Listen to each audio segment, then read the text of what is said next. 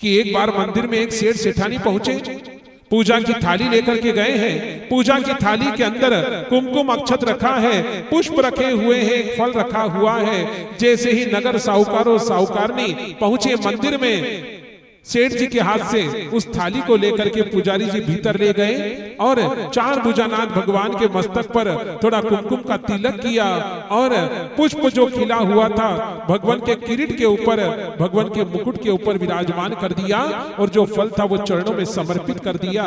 जैसे ही पट लगाने का समय हुआ कि उसने भगवान को शयन करवाया और पट लगा दिए।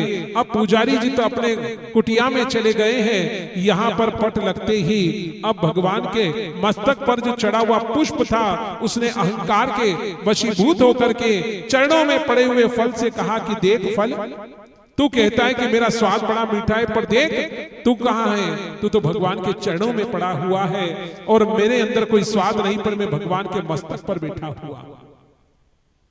मेरा भाग्य कितना बड़ा है और तेरा भाग्य कितना छोटा है।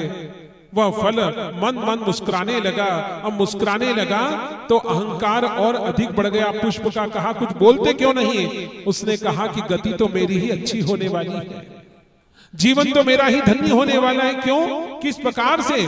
तो उस पुष्प को फल ने कहा कि देखना सायंकाल में क्या होता है, जब निराजन आरती का समय होगा, खिला हुआ पुष्प जान करके जिन पुजारी जी ने तुझे भगवान के मुकुट पर विराजमान किया है, सजाया है, वही पुजारी जी सायंकाल में नया श्रृंगार करेंगे और तुम्हें कचरे के डब्बे में डाल देंगे।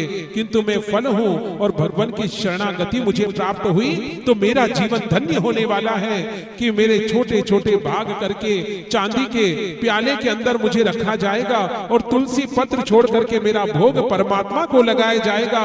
और जितने भक्त आएंगे मंदिर देवालय आरती के अंदर, उनको प्रसाद के रूप में मैं बांट दिया जाऊंगा और जिनकी जीवा से राम राम निकल रहा था, उनकी जीवा के ऊपर प्रसाद के रूप में विराजमान हो जाऊंगा। तो मेरा जीवन धन्य हो जाएगा और तेरा जीवन नरक बन जाएगा। अहंकार वहीं पर शांत हो जाता है पुष्प का।